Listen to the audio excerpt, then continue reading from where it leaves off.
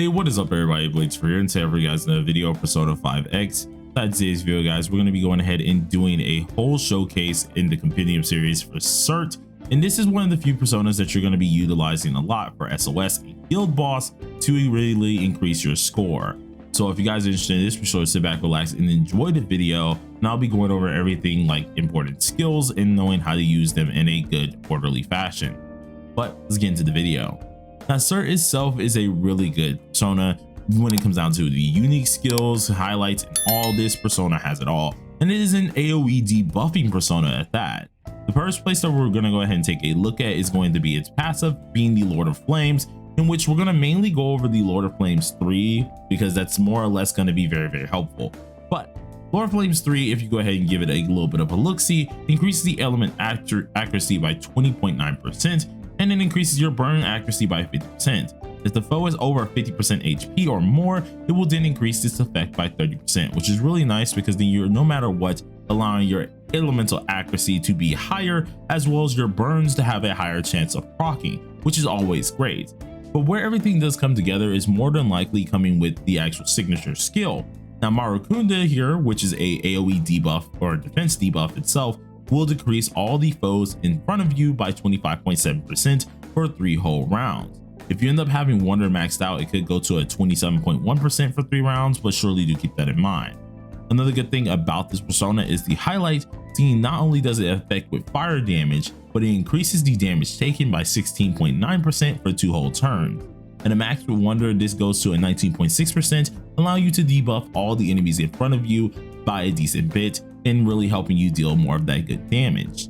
Now, this persona doesn't take a lot that you have to really change on them, but of course, if you want to optimize them the perfect way, instead of just leaving them bare bones, which you very well could do because you really don't have to change too much on this persona, but if you wanted to make them more optimized, there is a couple things I have to inform you about. This persona does not need any attack skills. They don't need Agi Dying or any of these type of moves here, so you can just pretty much strip them for all of these guys. So you have 5 whole passive slots that you very well could go ahead and utilize. The best way I can say that this persona is going to do well is make it as tanky as possible. Seeing it as a debuffer, and this goes for also my buffers as well, you want to make them as tanky as possible and try to utilize their skills accordingly.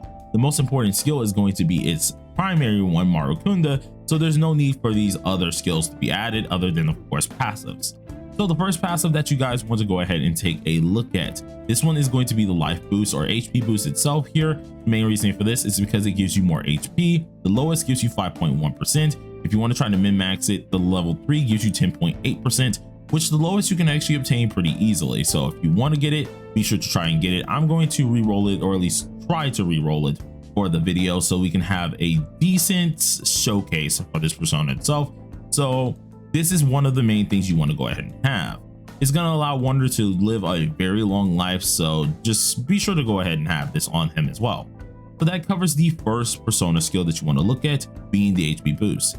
Now the next one that you guys want to go ahead and go for is going to be defensive boost, seeing that normally if you're going to utilize this, it's going to be currently for Yusuke. Now, Yusuke's whole deal with Guild Boss does require Surt quite often, so there's a main reason why I'm actually going over this whole aspect for this persona. So if you want to really do good with this, try to get yourself the defensive buff, which I think they call it something else than defense in this game here. I think it's Ironclad. No, it's not Ironclad here, but it's a defense debuff or defense buff itself, which is defense master or shield boost. I can't remember. It was one of these two that I was looking at earlier here. Maybe it was the protection, if I was right. Yeah, there it is. Okay, it's the protection one, because like for some reason they don't call it defense boost over here. It's called protection boost. This one is more likely going to help you out the most, seeing that no matter what, you're getting yourself a nice bonus in defense, being 8.8%. And then of course, if you get it to 3, that's a 16.3%. really helping you out in the long run, allowing you to pretty much just make yourself as tanky as possible. We're going to place this on the persona as well, making sure you get the best of the best. We still have 3 whole slots that you guys could very well use here, and the next one I would very much so recommend is more than likely going to be Invigorate. Now, Invigorate is one of the few skills that is kind of iffy. You don't truly need it, but it will help you out quite often when it comes down to like helping out your SP and things of that nature. So we want to go ahead and try and get this one. I think they call it, no, it's not regenerate here, but invigorate itself is helping you out in the SP side. So we need, yeah, nurture here. Now nurture is another good one because either way you're going to be utilizing this persona quite often, in which this one itself you're going to use a lot of your SP. So getting something that can recover that said SP is going to be fairly helpful.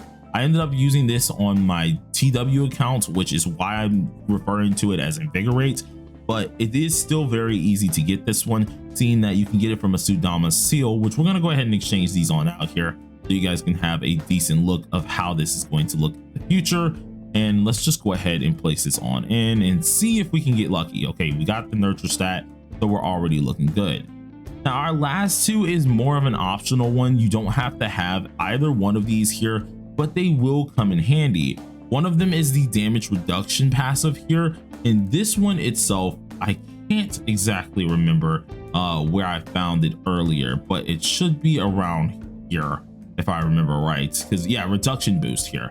And reduction boost itself is actually really decent. It actually helps you out a lot with tanking more of this here, and so anything that is a damage type move you will be freed from, because reduction boost itself is making it so we take less damage by 4.7%. If you want to go ahead and min-max this, which a lot of you most likely are going to try to min-max this as well, seeing that you want to make your character live as long as possible, reduction boost 3 is pretty decent, seeing it increases by 8.7%. And if you did want to get it, this one can be gained from Gainisha and as well as Hecatone Kairos, so it's not going to be too hard to get your hands on it. Now me myself, I'm just going to go for the one just to make sure I have it for this video here. So let's just get about 4 of these dudes and just play Russian roulette and see if we can get this real quick. So lucky for us, we ended up getting it immediately, and that allows us to have majority of our whole set. Now last thing could end up being something like you could very well use like resist for a certain persona element. Honestly up to you. For this video we're going to stick with our 4 because I don't think the 5th one's really going to be necessary. So you can do any type of resist to an element itself, just keep that in mind. But now if we went over this, we have to go ahead and do the whole rotation for this persona. This persona, as I said at the beginning, is a 3-turn type of persona. So this is more than likely going to be one that you need to have a little bit of living for.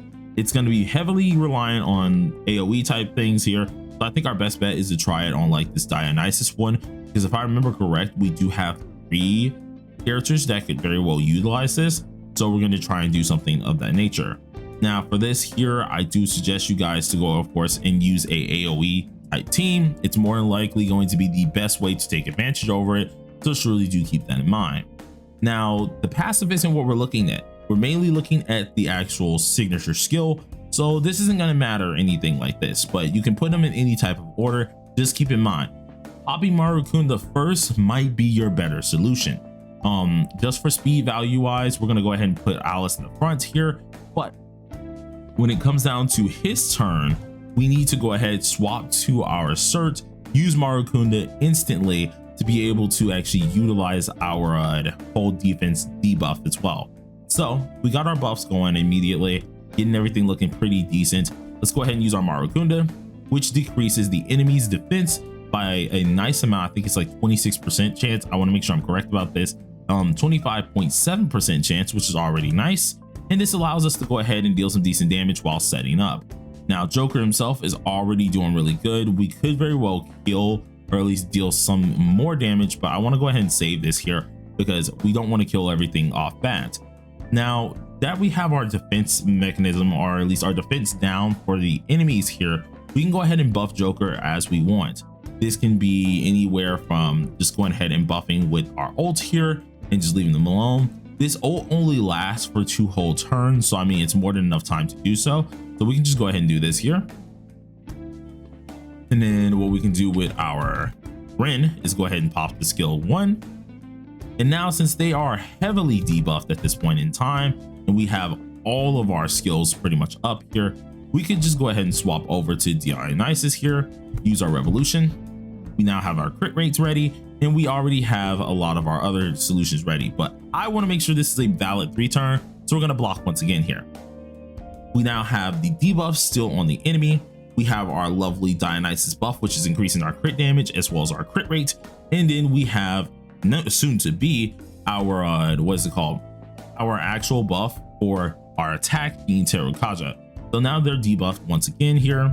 We're gonna go ahead and rebuff with our Leon, making sure he has as much crit damage up as possible. We can go ahead and swap on over here. And I think a better way of doing this here is making so they can take more damage. So we're just gonna go ahead and use this as well, increasing our curse damage values immediately. Hopefully we don't kill. Luckily we didn't. So we got the curse damage values, we got Terrakaja ready. And if we take a look at our Joker, we're gonna see exactly what we have.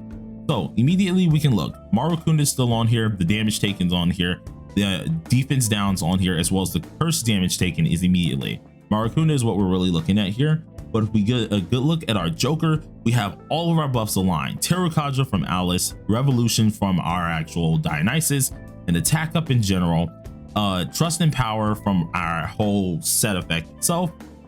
We have the crit damage up from Leon, Echo Barrier, which is absolutely nice as well. Crit damage up again, another crit damage up, another one as well from Dionysus, our attack up once again, and more crit damage itself. So everything is aligned perfectly, and we can just go ahead and do something like this and just wipe the whole team pretty much, or at least deal some decent damage. Now, Dionysus in the middle is going to live, of course, and that's mainly because we just did not deal any damage to him. But you guys kind of got the gist with this here. You're mainly going to be utilizing our man Surt in a 3-turn fashion. Don't try to do a 2-turn really unless you truly have something planned, which is more likely going to happen if you need like I don't know, if you need something like I would say a guild boss, where you would end up changing high key on the strategy depending on what's in front of you. But that is all I really had to do. This one was a little bit in a hurry because I have a lot of stuff to take care of today, so I wanted to get you guys this third video out as fast as possible.